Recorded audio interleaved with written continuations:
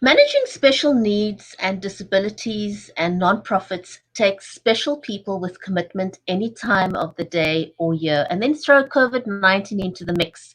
And it requires some special pivoting and dedication. And so on today's show, we're going to be introducing you to Babs Tierno, the Executive Director of Autism Tennessee. Don't go away, we'll be right back.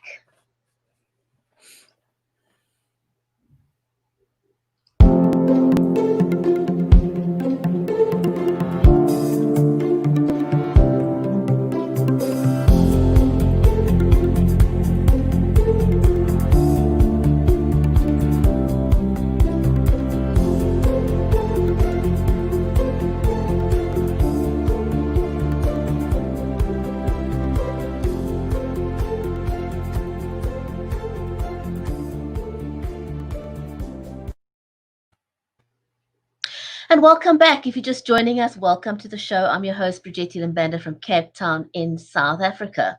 Special needs, disabilities, and nonprofits and the unintended consequences of COVID-19 is what we're talking about on today's show with Babs Tierno, the Executive Director of Autism Tennessee. But first, a warm welcome to my co-host, Mary Elizabeth Jackson. She's the award-winning author of the Foodishes children's book series that promotes empowering I am statements for children.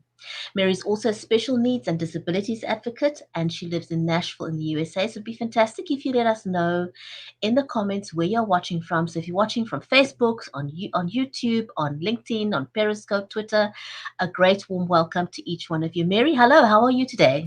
Hi, I am great, doing wonderful, and super excited about our show and sharing, this information with others, and you just sharing Babs and all that she's doing. And it's a very interesting time in the world, and a very challenging time in the world right now for parents with special needs children, and on many different levels. So, anything that's supportive and helpful and resourceful, we're in, right? Oh, absolutely. I'm really looking forward to the conversation because, we're going to be talking about things that's very close to the heart of many people out there. So, just a little bit about Babs. She has a bachelor degree in psychology, sociology, criminal justice, and interdisciplinary legal studies. Babs has 14 years of non-profit experience. She was also the Williamson County appointed Special Advocates Program Director, which advocates for abused and neglected children in juvenile court. Her experience with autism is personal because her sons were diagnosed at the age of 2. And so let's welcome Babs to the show, shall we? Yeah, absolutely.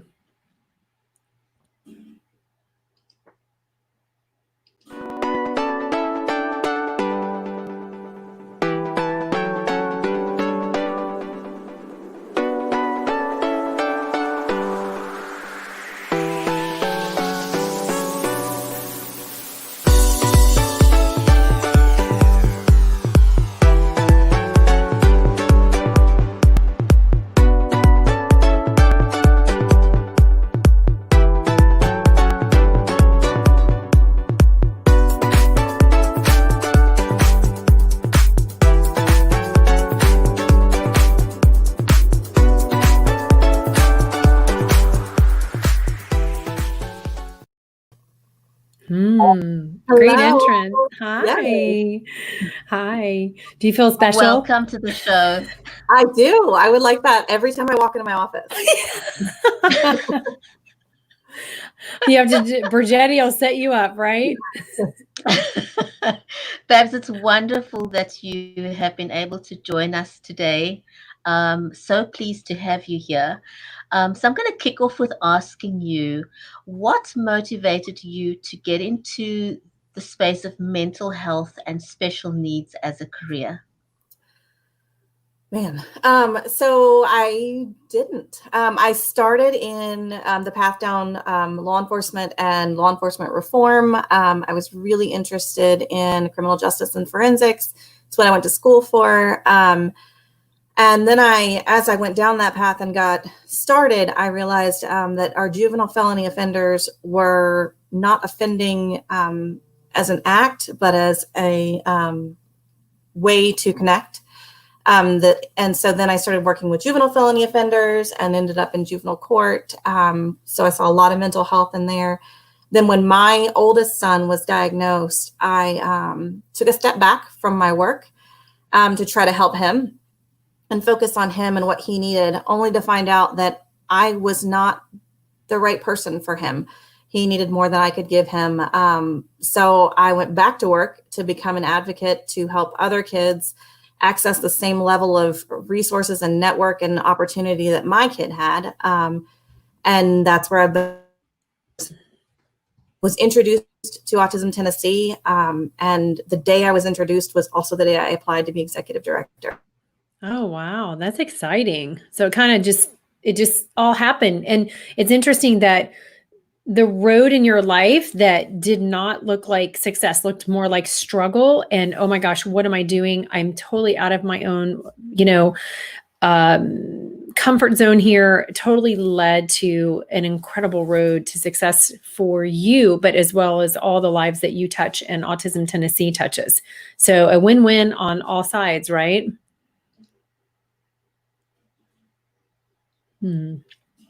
I think Babs has got an internet connection issue there. Babs, if you can hear us, please can you refresh your screen and then come back again? It's just one of those days when the internet is doing some amazing things. Yeah, and not so much what we want it to do, right? No, absolutely not. So Babs, if you can hear us, we'd love for you to come back. So please just refresh your screen and come back again. And Mary, it's been a crazy journey for most of us when it comes to COVID-19 over these last few weeks and months, and more so for the special needs community, because I think there's difficulties, for special needs families that a lot of people have not been aware of. And that, I know that, but a lot of people may not be aware of that. And I see Babs has been able to join us again, and let's get her back on screen. Yay. I'm sorry about that. I'm not sure what happened. It's okay. It just happened. The internet happened. Yes. Yes. So I want to ask you, what is the key focus of Autism Tennessee, as a nonprofit? Because you guys have your hands in, I think, a lot of pots, don't you? Oh, absolutely. Yeah. I feel like we do a lot of things, but our mission, what we're trying to do, is simply to enrich the lives and maximize independence for people on the spectrum, and whatever that looks like. So for each person on the spectrum, maximizing their independence and enriching their life looks differently. So we provide many services and many different ways to support individuals on the spectrum and their families. So I want to ask you just really quick about that. So, not everybody watching knows that how badly affected your building was by the tornadoes that we had here in early March, because it was like tornadoes for Nashville. It was in this area and a couple other counties that we have in Tennessee, tornadoes and jumping right into COVID. So there was a lot of trauma that happened here, and it kind of uprooted your home base. So you guys had to find another place to work. And so, I don't know what the condition is of the building right now. And I know you guys are still not in your building, right? No, we are not. So are you working completely remotely? Everybody in the office is working remotely right now from their home? Yes. So everyone's working from their home. To put a positive spin on it, I think we got a 30-second start on COVID because our building was destroyed. We were, homeless. Everyone was working from home. And that was about 10 days before COVID really hit here. And so we had a running start on what does this look like? How are we going to function like this? And it was a terrible head start, but I do think that we were set up for success because we were already pivoting to how are we going to continue services in this climate where we can't be together. Well, that is a positive spin, isn't it? That's right. Wow, as if COVID-19 wasn't enough, you still had this additional challenge, but you said gave you a bit of a head start before the actual lockdown happened. So you already were pivoting prior to the lockdown. Right. We were. That's awesome. That is amazing. Well, so tell us a little bit about in what ways COVID-19 has impacted and I know this is a loaded question, but I want to ask it anyway, okay? Okay. Yes, it needs to be asked. How has COVID-19 impacted special needs education and the operational ability of Autism Tennessee? And how do you see the way forward as a nonprofit? I know there's a lot in there, but there is. let's. So I'll take the first part first. So what we're seeing for special education is the CARES Act, which is that stimulus act that was put together right when COVID hit or a little bit after COVID hit. It allowed for waivers to IDEA, which is the Individuals with Disabilities Education Act. And so we want to really watch what happens there with Department of Education to make sure that any waivers that they are pursuing are focused on compliance with IDEA within the public school system and not anything that weakens the protections that are currently in place. So we have no idea at this point what it's going to look like when schools open in August, or whenever they open. But what we want to make sure is that when they do open, or however they open, that the protections that are in place for individuals on the spectrum and all disabilities are strong and effective, so that these kiddos can make progress, because that's what we're looking for from education, is to make progress every day. So what has changed? Everything. And how it's changed, and that's in every way. It's just constant adaptability, which is such a big struggle for kiddos on the spectrum and adults on the spectrum. Adaptability is a huge struggle. So the first part of that question is, we don't know yet. And it's scary, and we're watching it closely. And we just want to assure parents that that's something that we're really focused on, is ways to protect their children's education. And it affects the summer, because yes. a lot of kids go on to summer school, and they use that program because children that are on the spectrum or have challenges, maybe it's even comprehension issues. I mean, it could be just a varying degree, speech and language problems. They tend to regress so much when there's a period of time when they're not having that consistent therapy and that consistent tutoring and that consistent help. So, for those kids who were expecting to go to summer school, or they have been, or they might even be trying it, the children don't even have that. My concern is the families that have the children who are aggressive and violent, and the runners. And, I really pray for those families, because I know that, their relief is having somebody there to help them, because they already feel so worn out and exhausted. Right. So ESY, which is what you're referring to, extended school year, is families or students qualify for that if they can demonstrate regression over breaks. And so what the Metro, which is our Nashville school system, is doing a virtual ESY, extended school year.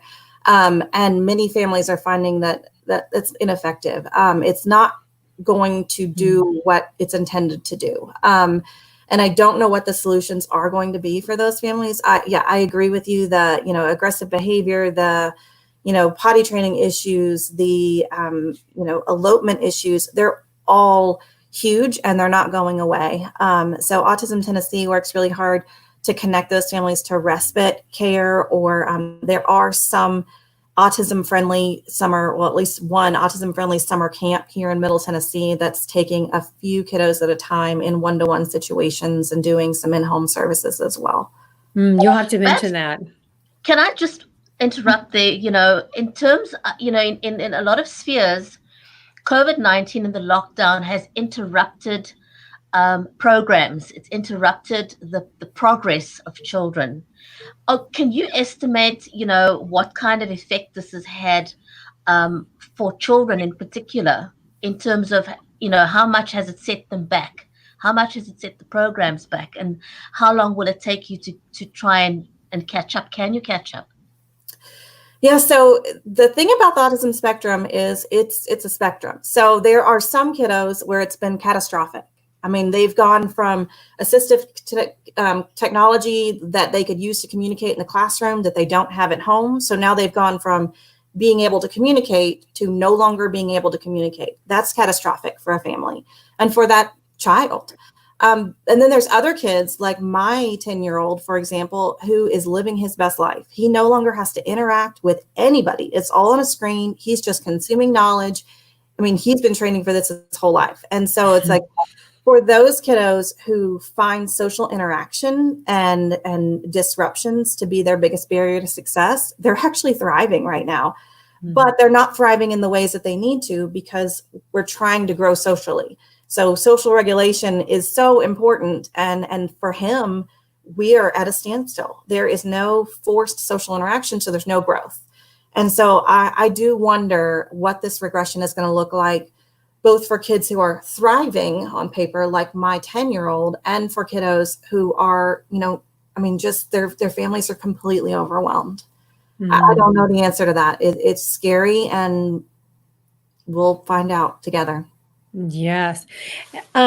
Okay. Could you give us one or two examples of challenges in special need education that needs changing? And I don't know if we need to call it COVID changing or pre-COVID or post-COVID, because it's there, isn't it? In all those arenas.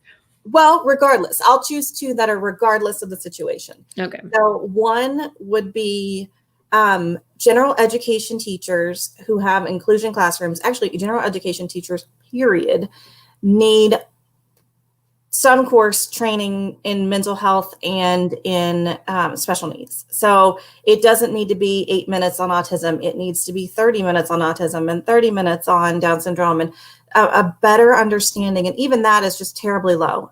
We just need our general education teachers to have a better understanding of what and how people with disabilities process their environment, because there's a lot more to learning in a classroom than the curriculum that the teacher is imparting on the student. And so that is a huge thing that needs to happen. More training, more education, and more compassion from those general ed teachers, because that's what we're looking for. We're trying to find the least restrictive environment. And if our general education teachers don't get it, we can't it's not safe. So we've got to work on the education piece for teachers. That would be the biggest one for me. And then collaboration. I feel like public schools really need to collaborate with their nonprofit partners, their community partners, to maximize what they can offer to their learners, because the school system can't provide everything.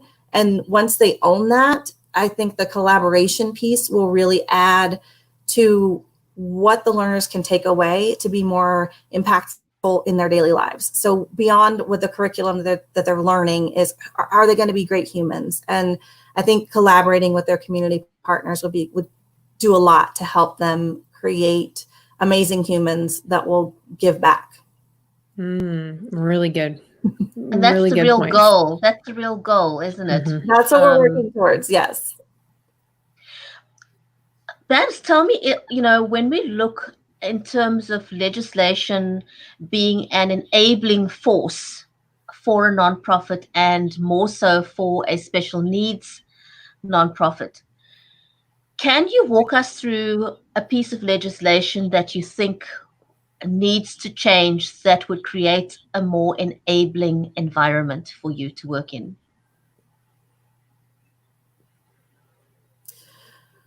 For me, no. But if I think of our families, things that they need for a more enabling environment, I think of something like law enforcement related. So Smart 911 or law enforcement training or driver's license, special driver's licenses, so that when a person is going to engage with a law enforcement officer, there is some nonverbal communication that happens that expresses to that law enforcement officer that this person may not respond in the way that you're expecting them to.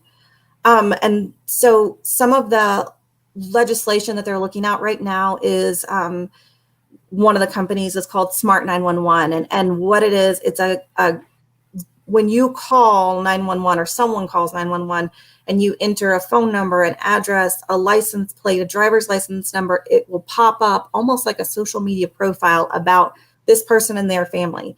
So like for my family, it would say that I have 2 children with autism. They're likely not going to respond to you when you give direct commands. It would tell you, that they're both elopers and not to yell at them. And so ways that we can non-verbally communicate with someone who's going to be responding in a crisis situation so that we can diffuse unexpected responses. So anything related to law enforcement legislation or education for law enforcement officers to decrease those crisis situations would be something that we're working really hard on. We're also go ahead. I think that's possibly something huge, like we could do a whole show on that. I think it's overlooked in terms of law enforcement and other, people that need to engage with the public, being able to pick up on those cues. I had an incident many years ago when my youngest was still in primary school, and I watched an accident happen before me, and I was taking my little kiddo to school, and as I saw the accident happen, I immediately recognized that the passenger was a special needs individual. I just something, went up for me, and I pulled my car over to the side, and my son, to the horror of my son, flagged down another parent and said to this parent, "Can you please take my child to school?" And I know a lot of people may call me out for being irresponsible, but I knew that this parent was on the way to the same school. It wasn't too far from where I was. I gave her my number and said, "Please, can you drop my child off at school?" And then rushed over to the car that had just been in the accident. And of course the mum, you when you're in a car accident, you shocked yourself. You shell shocked. And I recognized that the mum wasn't able to just deal with her daughter, who was a special needs child at the time, and so I focused my attention on her, and it was something that the officers on the scene didn't recognize either, and I actually walked with the family through that whole process, drove, got her, coerced her to get into the ambulance, met her at the hospital, and we became friends for life. She never forgot that incident. Like whenever they saw me in the street, she would run over to me and give me the biggest hug because, I'd made a friend for life from that day onwards. Yes. Yeah, you did. And sent your kid with a stranger to school. No, I'm kidding. That's awesome. For coffee, and she has a special needs son who's a classmate of my son. So I had already dropped my son off, and she texted me and said, "I'm not going to make coffee. I've gotten in a car accident." I immediately jumped in my car and headed back up because I knew her son was in that car. And I didn't know how injured she was. I didn't know. I just knew that this young man is not going to react. He may have done fantastically. I don't mean to assume he wouldn't be successful in the situation, but I panicked and jumped in my car and drove as fast as I could to get there. And by the time I'd gotten there, his dad has already gotten there and grabbed him. But same thing. It was like, oh my gosh, this is a person who is not going to respond the way that a law enforcement officer is expecting. And it's not a deficiency on the part of the law enforcement officer. It's, he's just trying to do his job. But how do we make them more compassionate to catch those cues so that they can respond differently or bring in someone who can? And that's something that just Autism Tennessee is focused on, is just it makes a safer community when we can respond appropriately. Well, it changes everything. It goes from like a total meltdown, screaming, running, hitting, a banging head on the wall. It changes the entire environment and the experience that the child has and the parent has, or the adult has who's working with that child.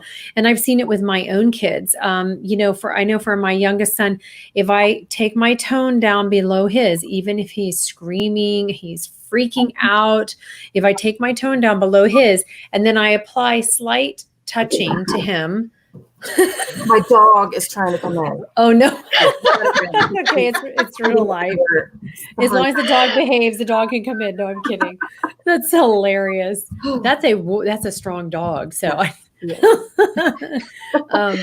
so I do know that, like, applying that pressure, because we know that slight compression on a child who has sensory really can make a huge difference in that person. But just applying those two things has diffused so many situations and my own experience in my own life with my child. So that yelling, it totally exacerbates it. It accomplishes absolutely nothing with a child who is sensory, special needs, nonverbal. It doesn't matter what it is. It's got to be done much calmer. Mm-hmm. I agree. Babs, we're almost out of time, but I want to know, how can anyone watching this show support initiatives like Autism Tennessee or the local business community? What support can they give to an organization like you? Because oftentimes, we want to help, we want to do something, but in our personal capacity, we can't, we don't know how to. But, how do we support a nonprofit like yours so that we could move forward? So one thing I would say is give us a call and see how you can become more autism friendly. I suspect most every business out there has ways and things that they could do to be more inclusive. And that's beyond autism. It's just disabilities in general. It's ways to be more inclusive. So reaching out to us and just saying, hey, I want to partner and I want to be more inclusive. And I want you guys to come out and tell me what I can do better or differently, or, any ideas that we might have to connect families. And also, once we have that relationship, we are happy to encourage families and connect families to businesses and providers that are autism friendly. So just reaching out to us and seeing how you can become a partner and an ally in these efforts to increase inclusivity. So I have a question on that note. Now, do you guys help families all over the state of Tennessee or Middle Tennessee? For anybody who's watching and might want to know. Yeah, so we serve Middle Tennessee. So our information helpline are where we have parents who answer the phone and help families in our education series serves Middle Tennessee. However, now that we're virtual, we are helping people all over the country who are calling us or reaching out. And what we're doing with those situations is giving them the help we can and then connecting them to a local agency who can help them. So we're not going to, you don't live here, we're not going to help you. That's not who we are. We're going to help you as much as we can and then pass you off to your, local organization. So we serve the 40 counties in Middle Tennessee. Oh, awesome. Okay, great. Isn't that great about being virtual? You literally open your doors to the world now. It's like, you're no longer confined to a building, which is something that you guys learned early on, even before COVID, that, it's not about the building. There's so much more beyond a building, and being able to take things online now has just, look at us. We're in different continents. And it's like we're just having a tea party around one table here, Mm-hmm. So that's the amazing thing of the internet, the beauty of it, that it's been able to connect us from all over the world. So irrespective of where you are, reach out to Babs, reach out to her organization, to Tennessee Autism, and they can connect you with a local nonprofit or an organization that works in your specific community. Babs, the last question, walk me through quickly to, if you say a company or a business or whatever is autism friendly, what does that mean? What does it mean to be autism friendly? Thanks. I love that question. Mm-hmm. So many people on the autism spectrum are visual. So having menus that have pictures, or if you are a museum, for example, you would have a map that would have a line of how you might go about going through this museum to see everything you want to see. Sometimes people will have headphones that are available because if it's a noisy place, so like Bridgestone Arena here in Nashville has headphones that individuals can wear if the sound is overwhelming. Movie theaters have sensory-friendly experiences where the lights are up a little bit and the sounds are down a little bit. So it's not as overwhelming sensory experience to go to a movie. Sight, sound, smells, noise, any way that you can decrease the stimuli that's happening for a person when they walk into your establishment is going to make it more autism friendly. Absolutely. I Even love that. even I turning love that. down the sounds of the toilet flushing in the Oh my goodness. bathrooms, And in the public hand, bathrooms. when you dry your hands, my kids are Yes. like, no, I'm Oh, walking no, the no. Oh, you can't. Yeah. door. If there's one of the hand dryers, like, especially I hate that when traveling, right? So when we travel next, whenever that is, I will be taking paper towels in with me because you can't turn it on. You can't flush the toilet till he's left the bathroom. And it's, it happens for kids who are not technically diagnosed. That noise is so loud. And for those oral children, like my second one was, I really wished they would change the way the locks are on the toilet bathroom doors in public, because my second daughter was very oral. And so her mouth went right on those. Yes. And so I'm like, I know I am not the only mother dealing with this. So can we move the latch up a little higher so it's not right at that, 3, 4, 5-year-old, mouth level? Yes. I will say one place that has started doing a really good job with it is churches. So in the foyer when you first walk in, it used to be very noisy with lots of music, and many churches now have kind of turned that down a little bit so that when a person first walks in, they're not overwhelmed and they feel welcomed, and then they're still having those spaces. They're just not right when you walk in the door. So yeah, churches is another opportunity to be really sensory friendly, and there's many opportunities to do that. Our churches. Yeah. We're out of time. This has been an amazing conversation, and I simply cannot wait to have you back. So if you're watching in the audience, we're working on something with Babs in the background. Yes. and hopefully we can get her back on the show more often. So thank you for joining us. It's been a great show. This 30 minutes went by super, super, super quickly. So thank you to our audience for watching. Please do share this, because this was really, really valuable information for the special needs and disabilities community. And we'll hope that you'll join us again soon. And I'm going to wish you all a great, fantastic day further. Babs, thank you so much. It was really awesome having you as a guest. Thank you. Thanks. Bye-bye. Bye. Bye, everyone.